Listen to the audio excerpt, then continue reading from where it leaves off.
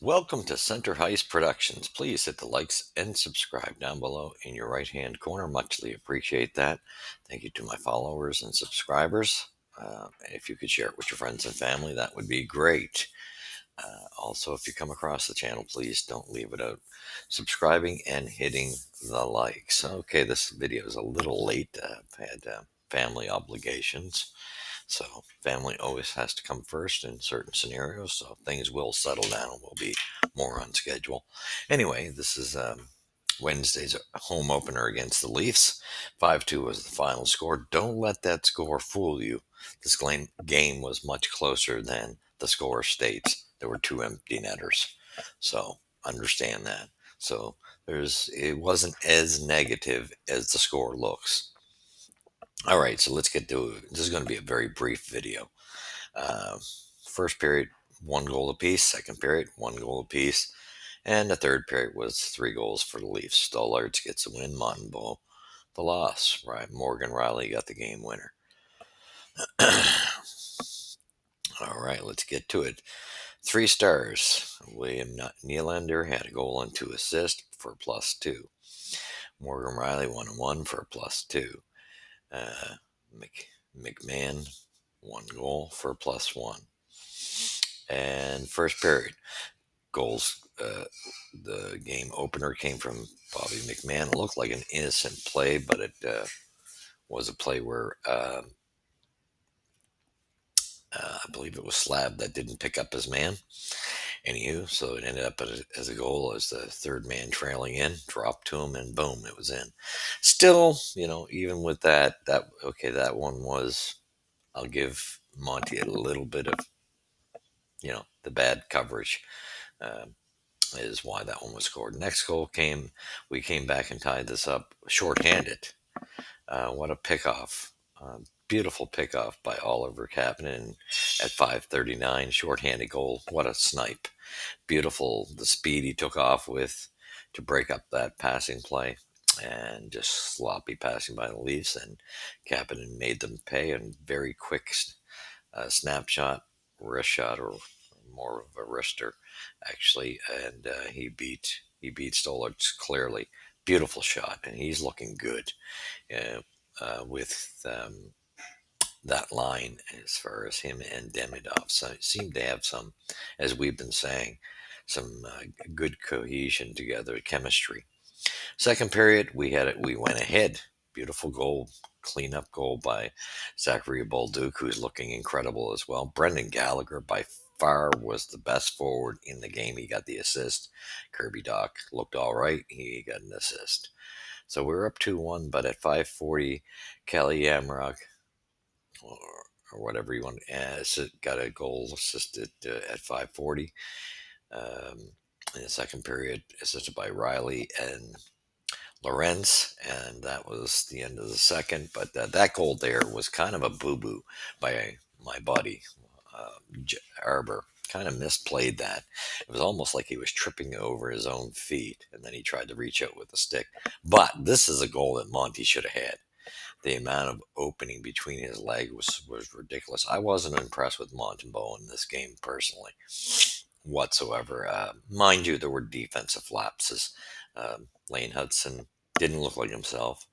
Um, Clearly the best defenseman on the team in this game, hands down, not even close, was Mike Matheson, easily. Seems to be this chair fits him much better where they're a little bit less time on the ice, cutting down the time that instead of 29 minutes around the 20-minute mark. That seems to be doing him quite well. So I think people should start questioning whether. I don't think it'd be a great thing to get rid of him whatsoever. I think we should be holding on to Mike. Um, I think we need his leadership back there, and he's shown. And I've been hard on him in the past, but what I've seen so far this year, he's been the best defenseman, and it hasn't even been close. Third period came, and it was 9:02. Morgan Riley um, puts the Leafs ahead, assisted by Matthew Nyes. And then we got the two empty netters, and Austin Matthews scores on an open net. empty net, assisted by Nylander. And then at 1940, and that was at 1828. At 1945, Nylander gets one of his own, assisted by Lorenz and Tavares with the empty netter. Shots were 31-27. This was a close game. It was not my type of game, but it was close. There were improvements in Montreal's play, keeping up with the Leafs' octane offense. So we did fairly well, in my opinion. They out hit us easily, 37-28. I thought that was a bit of why they had the edge. Face-offs, again, they were kicking our tush in that department, 36-23. Power plays, both teams 0 for 2. Penalty minutes, 4 apiece. Giveaways, 13-12 for the Habs. Takeaways, 3-2 for the Habs. And block shots, 17-13 for the Leafs. Um, all I could say in this is, again, clearly to me, Mike Matheson and Brendan Gallagher were clearly the workhorses in this. They were clearly hands down the best players for Montreal. In the forward position, Galley easily led the charge, just like he was dragging everybody into the fight.